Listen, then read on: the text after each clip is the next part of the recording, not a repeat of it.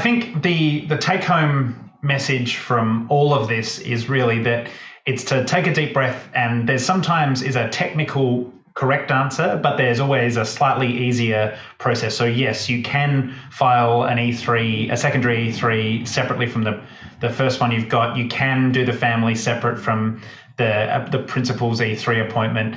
But realistically, most of these things, if you sort of think about it, it's going to be easier to do it all at once, do it fresh, go get an appointment, get the visa, save yourself the heartache that comes with, it's a stressful process already. You don't need to pile on top.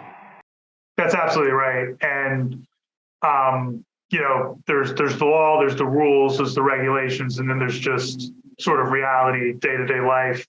And you absolutely hit the nail on the head. I mean, we want to try to eliminate as many stress factors as possible.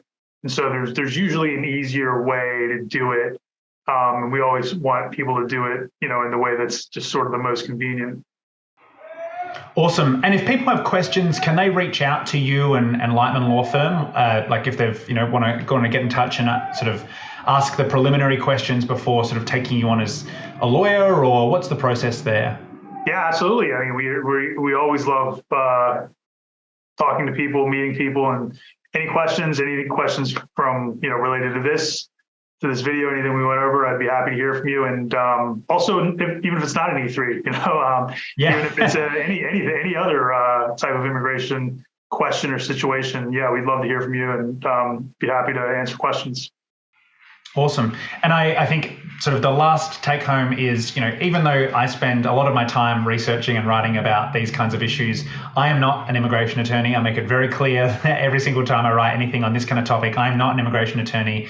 And lots of people on the internet have lots of experiences. Things might have worked for them. They might have not had to do that extra step. They might not have, they might have been told that nobody does that and it's fine to just go this other way.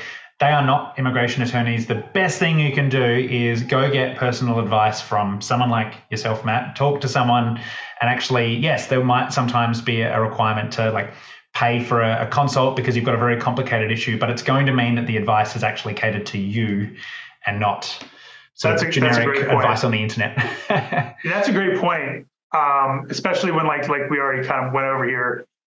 These are all, when you're going to your E3 appointment or your, any other kind of interaction with a border officer, they're human beings. And during the pandemic, tons and tons of these officers retired early, quit, and so we've seen a tremendous amount of new hires with the CBP.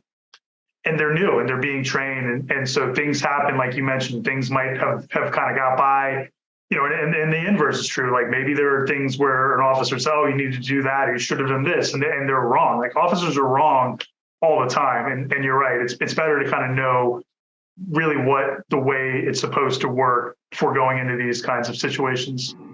Yeah, no.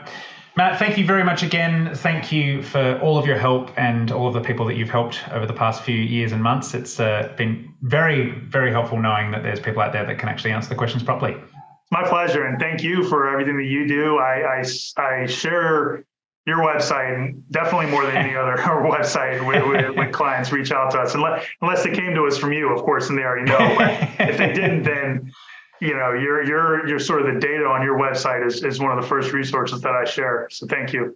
Awesome. Thanks, Matt. All right, Josh.